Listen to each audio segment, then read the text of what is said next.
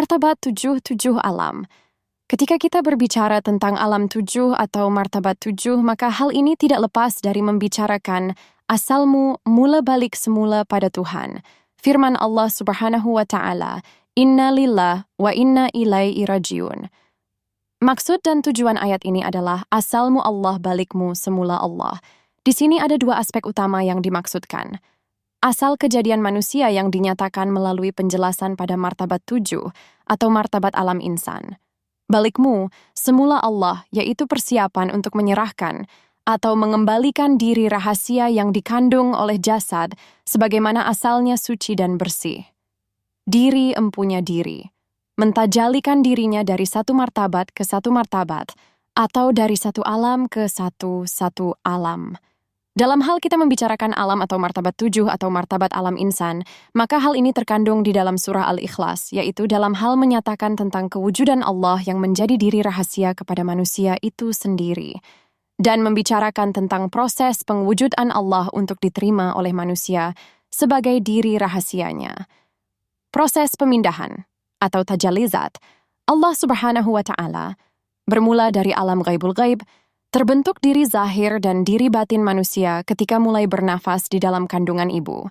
Kemudiannya zahir ke dunia, yaitu karena pada martabat ghaibul ghaib adalah merupakan martabat manusia yang paling tinggi, suci.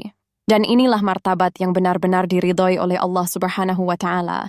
Diri manusia pada martabat insanul kamil adalah sebatang diri yang suci mutlak pada zahir dan batin, tiada cacat celanya dengan Allah Subhanahu wa Ta'ala, yaitu Tuhan empunya rahasia.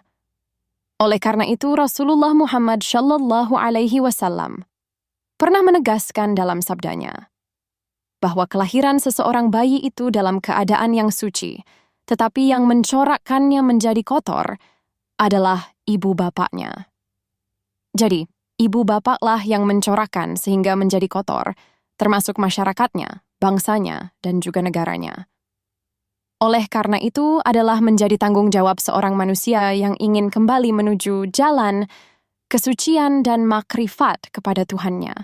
Selayaknya lah dia mengembalikan dirinya ke suatu tahap yang dikenali kamilul kamil, atau dinamakan tahap martabat alam insan. Dalam membicarakan tingkatan atau martabat pentajalian Allah, Tuhan yang empunya diri yang menjadi rahasia manusia adalah melalui 7 tingkatan. Tingkatan tersebut secara umumnya seperti berikut. 1. Ahdah, alam lahut, martabat zat. 2. Wahdah, alam jabarut, martabat. Sifat 3. Wahdiyah, alam wahdiyah, martabat asma. 4. Alam roh, alam malakut, martabat afa'al. 5. Alam misal, alam bapa. 6. Alam ijsan, alam ibu. 7. Alam insan, alam nyata, martabat 7.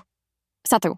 Alam ahdah, pada alam ghaibul ghaib, yaitu pada martabat ahdah, di mana belum ada sifat, belum ada asma, belum ada afa'al, dan belum ada apa-apa lagi, yaitu pada martabat la ta'yin. Zatul Haq telah menegaskan untuk memperkenalkan dirinya dan untuk diberi tanggung jawab ini kepada manusia, dan ditajalikannya dirinya dari satu peringkat ke peringkat sampai zahirnya manusia berbadan rohani dan jasmani. Adapun martabat 2, ahdah, ini terkandung ia di dalam Al-Ikhlas pada ayat pertama, yaitu Qulhu wallahu ahad, yaitu sa, pada zat semata-mata, dan inilah dinamakan martabat zat. Pada martabat ini diri empunya diri, zat ul-haqi. Tuhan Rabbul Jalal adalah dengan dia semata-mata, yaitu dinamakan juga diri sendiri. Tidak ada permulaan dan tiada akhirnya, yaitu wujud hakiki, lagi khodim. Pada keadaan ini, tiada sifat, tiada asma, dan tiada afa'al, dan tiada apa-apa pun, kecuali zat mutlak semata-mata. Maka berdirilah zat itu dengan dia semata-mata. Dalam keadaan ini dinamakan ainul kafur, dan diri zat dinamakan ahdah jua, atau dinamakan kunnah zat. 2. Alam wahdah. Alam wahdah merupakan peringkat kedua dalam proses pentajaliannya. Diri empunya diri telah mentajalikan diri ke suatu martabat sifat, yaitu la ta'yan sani, Sabit nyata yang pertama, atau disebut juga martabat noktah, titik mutlak, yaitu ada. Permulaannya. Martabat ini dinamakan martabat noktah mutlak atau dipanggil juga sifat Muhammadiyah. Martabat ini dinamakan martabat wahdah yang terkandung pada ayat Allahus Syamad, yaitu tempatnya zat Allah, tiada terlindung sedikit pun meliputi 7 lapis langit dan 7 lapis bumi. Pada peringkat ini, zat Allah Ta'ala mulai bersifat. Sifatnya itu adalah sifat batin, jauh dari nyata, dan boleh diumpamakan sebuah pohon besar yang subur yang masih di dalam biji, tetapi ia telah wujud, tidak nyata, tetapi nyata. Sebab itulah ia dinamakan sabit, nyata. Pertama martabat, latakin awal, yaitu keadaan nyata, tetapi tidak nyata. Wujud pada Allah.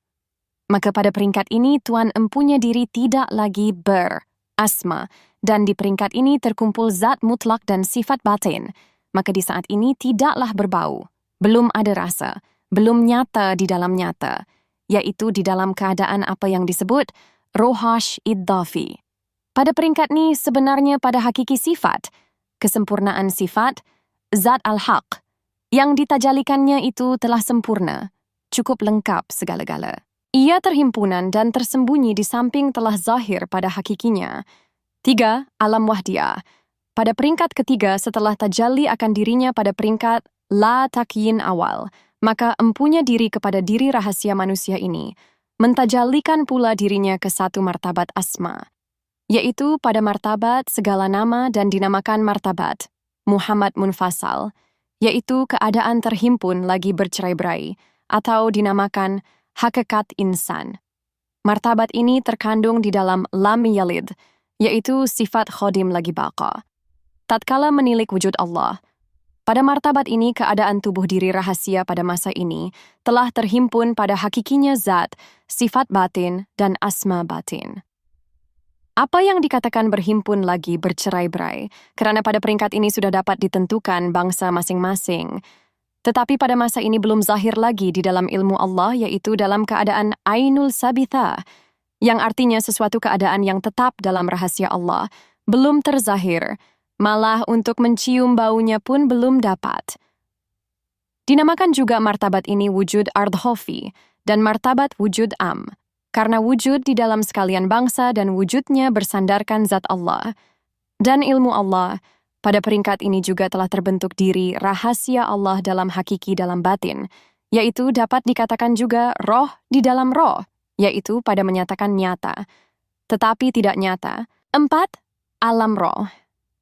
Pada peringkat keempat di dalam empunya diri, dia menyatakan, mengolahkan dirinya untuk membentuk satu batang tubuh halus yang dinamakan roh. Jadi pada peringkat ini dinamakan martabat roh pada alam roh tubuh ini, merupakan tubuh batin hakiki manusia di mana batin ini sudah nyata, zatnya, sifatnya, dan afaalnya. Pada saat ini menjadi sempurna, cukup lengkap seluruh anggota-anggota batinnya, tidak cacat, tiada celah dan keadaan ini dinamakan alam khorijah, yaitu nyata lagi zahir pada hakiki daripada ilmu Allah. Tubuh ini dinamakan jisim latif, yaitu satu batang tubuh yang liut lagi halus, yang tidak akan mengalami cacat celah dan tidak mengalami suka, duka, sakit, menangis, gembira, dan hancur binasa. Dan inilah yang dinamakan Kholidullah. Pada martabat ini terkandung di dalam walam yulad, dan berdirilah ia dengan diri tajalli Allah dan hiduplah ia buat selama-lamanya. Inilah yang dinamakan keadaan tubuh hakikat insan, yang mempunyai awal tiada kesudahannya. Dialah yang sebenarnya dinamakan diri nyata. Hakiki rahasia Allah dalam diri manusia. 5. Alam misal. Alam misal adalah peringkat kelima dalam proses pentajalian. Empunya diri dalam menyatakan rahasia dirinya untuk ditanggung oleh manusia. Untuk menyatakan dirinya Allah Subhanahu wa Ta'ala, terus menyatakan dirinya melalui diri rahasianya dengan lebih nyata, dengan membawa diri rahasianya untuk dikandung pula oleh Bapa, yaitu dinamakan alam misal.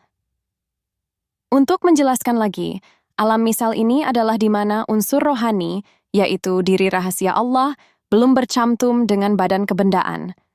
Alam misal jenis ini berada di alam malakut. Ia merupakan peralihan daripada alam arwah, alam roh, menuju ke alam nasut, maka itu dinamakan ia, alam misal, di mana proses peryataan ini, pengujudan Allah pada martabat ini belum zahir, tetapi nyata dalam tidak nyata, diri rahasia Allah pada martabat.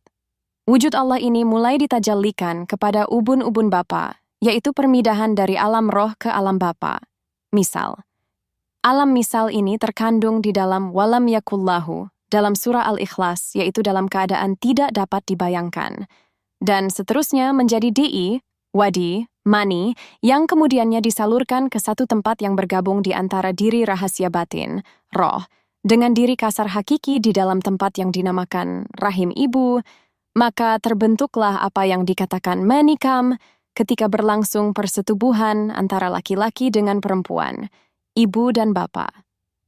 Perlu diingat tubuh rahasia pada masa ini, tetap hidup sebagaimana awalnya, tetapi di dalam keadaan rupa yang elok dan tidak binasa dan belum lagi zahir, dan ia tetap hidup tidak mengenal akan arti mati.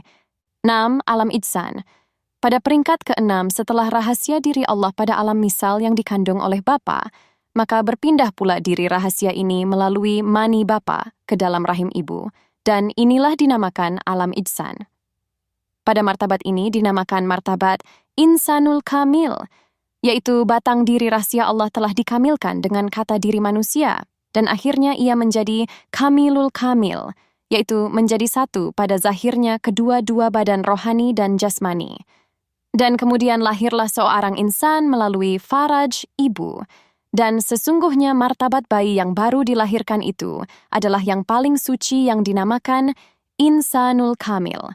Pada martabat ini terkandung di dalam kufuan, yaitu terkumpul dalam keadaan kamilul kamil dan nyawa pun dimasukkan dalam tubuh manusia. Setelah cukup waktunya, maka diri rahasia Allah yang menjadi kamilul kamil itu dilahirkan dari perut ibunya. Maka di saat ini sampailah ia ke martabat alam insan. 7. Alam insan.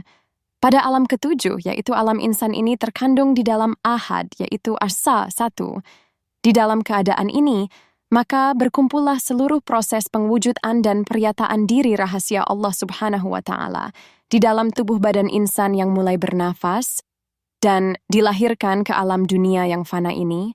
Maka pada alam insan ini dapatlah dikatakan satu alam yang mengumpul seluruh proses pentajalian diri rahasia Allah dan pengumpulan seluruh alam-alam yang ditempuh dari satu peringkat ke satu peringkat dan dari satu martabat ke satu martabat.